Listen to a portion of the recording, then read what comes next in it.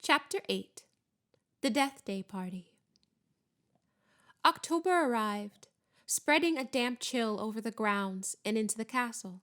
Madame Pumphrey, the nurse, was kept busy by a sudden spat of colds among the staff and students.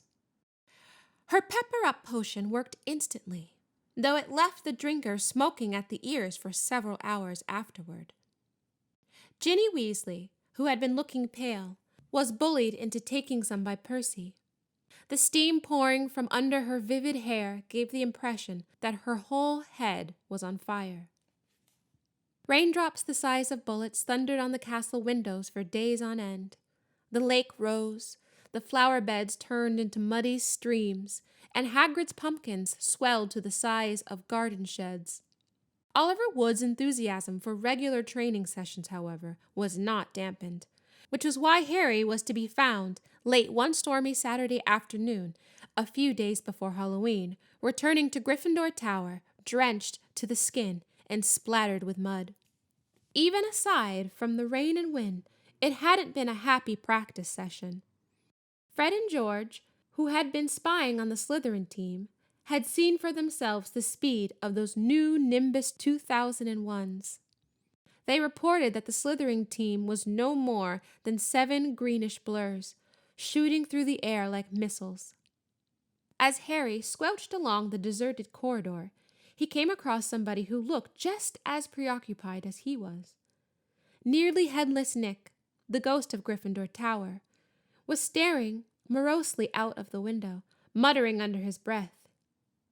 "Don't fulfill their requirements. Half an inch, if that." "Hello, Nick," said Harry. Hello, said nearly headless Nick, staring and looking around. He wore a dashing, plumed hat on his long curly hair, and a tunic with a ruff, which concealed the fact that his neck was almost completely severed. He was pale as smoke, and Harry could see right through him to the dark sky and torrential rain outside. "You look troubled, young Potter," said Nick, folding a transparent letter as he spoke, and tucking it inside his doublet. "So do you," said Harry. "Ah," Nearly headless Nick waved an elegant hand. "A matter of no importance. It's not as though I really wanted to join. Thought I'd apply. But apparently, I don't fulfill the requirements." In spite of his airy tone, there was a look of great bitterness on his face.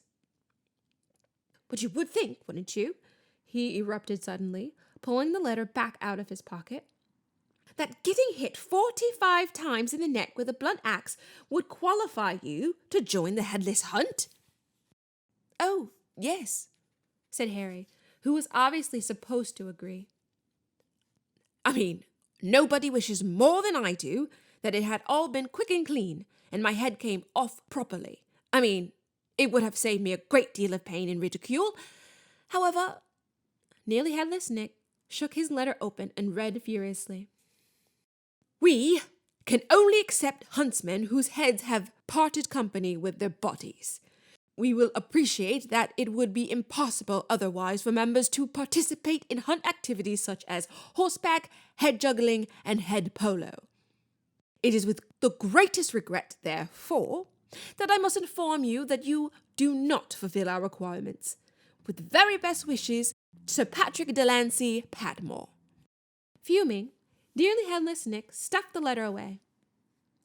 "Half an inch of skin, and a senior holding my neck on, Harry. Most people would think that's good and beheaded. But oh no, it's not good enough for Sir Properly Decapitated Padmore." Nearly headless Nick took several deep breaths and then said, in a far calmer tone, "So, what's bothering you? Anything I can do?" "No," said Harry. "Not unless you know where we can get 7 free Nimbus 2001s for our match against The rest of Harry's sentence was drowned out by a high-pitched meowling from somewhere near his ankles. He looked down and found himself gazing into a pair of lamp-like yellow eyes. It was Mrs. Norris, the skeletal gray cat who was used by the caretaker. Argus Filch, as a sort of deputy in his endless battle against students. "You better get out of here, Harry," said Nick quickly. "Filch isn't in a good mood. He's got the flu, and some third years accidentally splattered frog brains all over the ceilings in Dungeon 5. He's been cleaning all morning, and if he sees you dripping mud all over the place—" "Right," said Harry, backing away from the accusing stare of Mrs. Norris, but not quickly enough. Drawn to the spot by the mysterious power that seemed to connect him with his foul cat, Argus Filch burst suddenly through a tapestry to Harry's right, wheezing and looking wildly about for the rule breaker. There was a thick tartan scarf bound around his head, and his nose was unusually purple. "Filth!" he shouted, his jowls a-quiver, his eyes popping alarmingly as he pointed at the muddy puddle that had dripped from Harry's Quidditch robes. "Mess and muck everywhere. I've had enough of it, I tell you. Follow me, Potter." So Harry waved a gloomy goodbye to nearly headless Nick and followed Filch back downstairs, doubling the number of muddy footprints on the floor. Harry had never been inside Filch's office before. It was a place most students avoided. The room was dingy and windowless, lit by a single oil lamp dangling from the low ceiling. A faint smell of fried fish lingered about the place. Wooden filing cabinets stood around the walls. From their labels, Harry could see that they contained details of every pupil Filch had ever punished. Fred and George Weasley had an entire drawer to themselves. A highly polished collection of chains and monocles hung on the wall behind Filch's desk. It was common knowledge that he was always begging Dumbledore to let him suspend students by their ankles from the ceiling. Filch grabbed a quill from a pot on his desk and began shuffling around looking for parchment. "Dang," he muttered furiously. "Frog brains, rat intestines. I've had enough of it. Make an example. Where's the form? Yes." He retrieved a large roll of parchment from his desk drawer and stretched it out in front of him, dipping his long black quill into the ink pot. "Name? Harry Potter. Crime? It was only a bit of mud," said Harry. "It's only a bit of mud to you, boy, but to me, it's an extra hour of scrubbing," shouted Filch, a drip shivering unpleasantly at the end of his bulbous nose. "Crime? Befouling the castle. Suggested sentence?" Dabbing at his streaming nose, Filch squinted unpleasantly at Harry, who waited with bated breath for his sentence to fall. But as Filch lowered his quill, there was a great bang on the ceiling of the office, which made the oil lamp rattle. "Beeves!" Filch roared, flinging down his quill in a transport of rage. "I'll have you this time. I'll have you!" And without a backward glance at Harry, Filch ran flat-footed from the office, Mrs. Norris streaking alongside him. Peeves was the school poltergeist, a grinning, airborne menace who lived to cause havoc and distress. Harry didn't much like Peeves, but couldn't help feeling grateful for his timing. Hopefully, however Peeves had done it, and it sounded as though he'd wrecked something very big this time. Thinking that he should probably wait for Filch to come back, Harry sank into a moth-eaten chair next to the desk. There was only one thing on it apart from his half-completed form: a large, glassy purple envelope with silver lettering on the front. With a quick glance at the door to check that Filch wasn't on his way back, Harry picked up the envelope and read, "Quick spell, a correspondence course in beginner's magic." Intrigued, Harry flicked the envelope open and pulled out the sheaf of parchment inside. More curly silver writing on the front page said, "Feel out of step in the world of modern magic? Find yourself making excuses not to perform simple spells? Ever been taunted for your woeful wand work? There is an answer. Quick Spell is an all-new, fail-safe, quick result, easy-learn course. Hundreds of witches and wizards have benefited from the quick spell method. Madame Z. Nettles of Topsham writes, I had no memory for incantations, and my potions were a family joke. Now, after a quick spell course, I am the center of attention at parties, and friends beg for the recipe of my scintillation solution. Warrock D.J. Prod of Dinsbury says, My wife used to sneer at my feeble charms, but 1 month into your fabulous quick spell course, and I succeeded in turning her into a yak. Thank you, quick spell. Fascinated, Harry thumbed through the rest of the envelope's contents. Why on earth did Filch want a quick spell course? Did this mean he wasn't a proper wizard? Harry was just reading Lesson 1, Holding Your Wand, Some Useful Tips, when shuffling footsteps outside told him Filch was coming back. Stuffing the parchment back into the envelope, Harry threw it back onto the desk just as the door opened. Filch was looking triumphant. That vanishing cupboard was extremely valuable, he was saying gleefully to Mrs. Norris. We'll have Peeves out this time, my sweet. His eyes fell on Harry and then darted to the quick spell envelope, which, Harry realized too late, was lying 2 feet away from where it had started.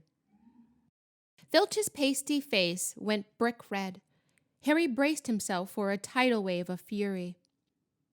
Filch hobbled across his desk, snatched up the envelope, and threw it into a drawer. Did you read? He sputtered. No, Harry quickly lied. Filch's knobbly hands were twisting together. If I thought you'd read my private, not that it's mine, for a friend. Be that as it may, however. Harry was staring at him, alarmed. Filch had never looked madder. His eyes were popping. A tick was going in one of his pouchy cheeks, and the tartan scarf didn't help. Very well, go and don't breathe a word. Not that. However, I didn't read. Go now. I have to write up Peeves' report. Go. Amazed at his luck, Harry sped out of the office, up the corridor, and back upstairs. To escape from Filch's office without punishment was probably some kind of school record. Harry? Did it work? Nearly headless Nick came gliding out of a classroom. Behind him, Harry could see the wreckage of a large black and gold cabinet that appeared to have been dropped from a great height. I persuaded Peeves to crash it right over Filch's office, said Nick eagerly. Thought it might distract him. Was that you? Harry said gratefully. Yeah, it worked. I didn't even get detention. Thanks, Nick. They set off up the corridor together. Nearly headless Nick, Harry noticed, was still holding Sir Patrick's rejection letter. I wish there was something I could do for you about the headless hunt, Harry said. Nearly headless Nick stopped in his tracks, and Harry walked right through him. He wished he hadn't. It was like stepping through an icy shower. But there is something you could do for me, said Nick excitedly. Harry, would I be asking too much? But no, you wouldn't want. What is it? Said Harry. Well, this Halloween will be my 500th death day, said Nearly Headless Nick, drawing himself up and looking dignified. Oh, said Harry, not sure whether he should look sorry or happy about this. Right. I'm holding a party in one of the roomier dungeons. Friends will be coming from all over the country. It would be such an honor if you would attend. Mr. Weasley and Miss Granger would be most welcome too, of course. But I dare say you'd rather go to a school feast? He watched Harry on tender hooks. No, said Harry quickly. I'll come. My dear boy, Harry Potter and my death day party? And he hesitated, looking excited. Do you think you could possibly mention to Sir Patrick how very frightening and impressive you find me? Of course, said Harry. Nearly Headless Nick beamed at him. A death day party? Said Hermione keenly, when Harry had changed at last, and joined her and Ron in the common room. I bet there aren't many living people who can say they've been to one of those. It'd be fascinating. Why would anyone want to celebrate the day they died? Said Ron, who was halfway through his potions homework and grumpy. Sounds dead depressing to me. Rain was still lashing the windows, which were now inky black, but inside all looked bright and cheerful. The firelight glowed over the countless squashy armchairs where people sat reading, talking, doing homework, or in the case of Fred and George, trying to find out what would happen if you fed a filibuster firework to a salamander. Fred had rescued the bright orange, fire-dwelling lizard from a Care of Magical Creatures class, and it was now smoldering gently on the table, surrounded by a knot of curious people. Harry was at the point of telling Ron and Hermione about Filch and the Quickspell course when the salamander suddenly whizzed in the air, emitting loud sparks and bangs as it whirled wildly around the room. The sight of Percy bellowing himself hoarse at Fred and George, and the spectacular display of tangerine stars showering from the salamander's mouth, and its escape into the fire, with accompanying explosions, drove both Filch and the Quickspell envelope from Harry's mind. By the time Halloween arrived, Harry was regretting his rash promise to go to the Death Day party. The rest of the school was happily anticipating their Halloween feast. The Great Hall had been decorated with the usual live bats.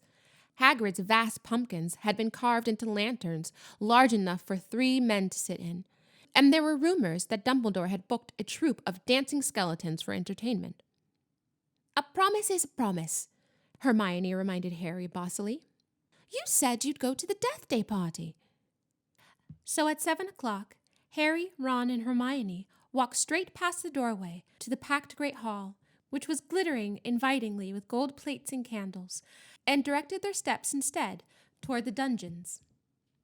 The passageway leading to Nearly Headless Nick's party had been lined with candles too, though the effect was far more cheerful.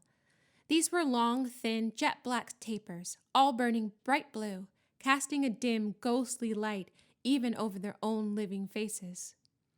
The temperature dropped with every step they took. As Harry shivered and drew his robes tightly around him, he heard what sounded like 1,000 fingernails scraping an enormous blackboard. "Is that supposed to be music?" Ron whispered. They turned a corner and saw Nearly Headless Nick standing at a doorway hung with black velvet drapes. "My friends," he said mournfully. "Welcome, welcome. So pleased you could come." He swept off his plumed hat and bowed them inside. It was an incredible sight. The dungeon was full of hundreds of pearly white, translucent people, mostly drifting around a crowded dance floor, waltzing to the dreadful, quavering sound of 30 musical saws, played by an orchestra on a raised, black-draped platform. A chandelier overhead blazed midnight blue with 1,000 more black candles. Their breath rose in a mist before them. It was like stepping into a freezer. "Shall we have a look around?" Harry suggested, wanting to warm up his feet. "Careful not to walk through anyone," said Ron nervously, and they set off around the edge of the dance floor. They passed a group of gloomy nuns, a ragged man wearing chains, and the fat friar, a cheerful Hufflepuff ghost, who was talking to a knight with an arrow sticking out of his forehead. Harry wasn't surprised to see that the Bloody Baron, a gaunt, starring slithering ghost covered in silver bloodstains, was given a wide berth by other ghosts. "Oh no," said Hermione, stopping abruptly. Turn back. I don't want to talk to Moaning Myrtle." "Who?" said Harry, as they backtracked quietly. "She haunts one of the toilets in the girls' bathroom on the first floor," said Hermione. "She haunts a toilet?" "Yes. It's been out of order all year because she keeps having tantrums and flooding the place. I never went in there anyway, if I could avoid it. It's awful trying to have to pee with her wailing at you." "Look, food," said Ron. On the other side of the dungeon was a long table, also covered in black velvet. They approached it eagerly, but next moment had stopped in their tracks, horrified. The smell was quite disgusting. Large rotten fish were laid on handsome silver platters. Cakes, burned charcoal black, were heaped on salvers. There was a great maggoty haggis, a slab of cheese covered in furry green mold, and in pride of place, an enormous gray cake in the shape of a tombstone, with tar-like icing forming the words, Sir Nicholas de Mimsey Porpington, died 31st October, 1492. Harry watched, amazed, as a portly ghost approached the table, crouched low, and walked through it, his mouth held wide so that it passed through one of the stinking salmon. "Can you taste it if you walk through it?" Harry asked him. "Almost," said the ghost sadly, and he drifted away. "I expect they let it rot to give it a stronger flavor," said Hermione knowledgeably, pinching her nose and leaning closer to look at the putrid haggis. "Can we move? I feel sick," said Ron. They had barely turned around, however, when a little man swooped suddenly from under the table and came to a halt in mid-air before them. "Hello, Peeves," said Harry cautiously. Unlike the ghosts around them, Peeves, the poltergeist, was the very reverse of pale and transparent. He was wearing a bright orange party hat, a revolving bow tie, and a broad grin on his wide, wicked face. "Nimbles?" he said sweetly, offering them a bowl of peanuts covered in fungus. "No, thanks," said Hermione. "Heard you talking about poor Myrtle," said Peeves, his eyes dancing. "Rude you was about poor Myrtle." He took a deep breath and bellowed, "Oi, Myrtle!" "Oh no, Peeves, don't tell her what I said. She'll be really upset," Hermione whispered frantically. "I didn't mean it. I don't mind her. Hello, Myrtle." The squat ghost of a girl had glided over. She had the glummest face Harry had ever seen, half hidden behind lank hair and thick pearly spectacles. "What?" she said sulkily. "How are you, Myrtle?" said Hermione in a falsely bright voice. "It's nice to see you out of the toilet." Myrtle sniffed. "Miss Granger was just talking about you," said Peeves slyly in Myrtle's ear. "Just saying how nice you look tonight," said Hermione, glaring at Peeves. Myrtle eyed Hermione suspiciously. "You're making fun of me," she said, silver tears welling rapidly in her small see-through eyes. "No, honestly, didn't I just say how nice Myrtle's looking?" said Hermione, nudging Harry and Ron painfully in the ribs. "Oh, yeah, she did." "Don't lie to me," Myrtle gasped, tears now flooding down her face, while Peeves chuckled happily over her shoulder. "Do you think I don't know what people call me behind my back? Fat Myrtle, ugly Myrtle, miserable, moaning, moping Myrtle." "You've forgotten Pimply," Peeves hissed in her ear. Moaning Myrtle burst into angry sobs and fled from the dungeon. Peeves shot after her, pelting her with moldy peanuts, yelling, "Pimply! Pimply!" "Oh dear," said Hermione sadly. Nearly Headless Nick now drifted towards them through the crowd. "Enjoying yourselves?" "Oh, yes," they lied. "Not a bad turnout," said Nearly Headless Nick proudly. "The Wailing Widow came all the way from Kent. It's nearly time for my speech. I'd better go and warm the orchestra." The orchestra, however, stopped playing at the very moment. They and everyone else in the dungeon fell silent, looking around in excitement, as a hunting horn sounded. "Oh, here we go," said Nearly Headless Nick bitterly. Through the dungeon wall burst a dozen ghost horses, each ridden by a headless horseman. The assembly clapped wildly. Harry started to clap too, but stopped quickly at the sight of Nick's face. The horses galloped into the middle of the dance floor and halted, rearing and plunging. At the front of the pack was a large ghost who held his bearded head under his arm, from which position he was blowing the horn. The ghost leapt down, lifted his high head in the air so he could see over the crowd. Everyone laughed. And strode over to Nearly Headless Nick, squashing his head back into his neck. Nick, he roared. How are you? Head still hanging in there? He gave a hearty guffaw and clapped Nearly Headless Nick on the shoulder. Welcome, Patrick, said Nick stiffly. Live ones, said Sir Patrick, spotting Harry, Ron, and Hermione, and giving a huge, fake jump of astonishment so that his head fell off again. The crowd howled with laughter. Very amusing, said Nearly Headless Nick darkly. Don't mind Nick, shouted Sir Patrick's head from the floor. Still upset we won't let you join the hunt? But I mean to say, look at the fellow. I think, said Harry hurriedly, a meaningful look from Nick. Nick's very frightening and, Ha! yelled Sir Patrick's head. Bet he asked you to say that. If I could have everyone's attention, it's time for my speech, said Nearly Headless Nick loudly, striding towards the podium and climbing into an icy blue spotlight. My late lamented lords, ladies, and gentlemen, it is my great sorrow. But nobody heard much more. Sir Patrick and the rest of the Headless Hunt had just started a game of head hockey, and the crowd were turning to watch.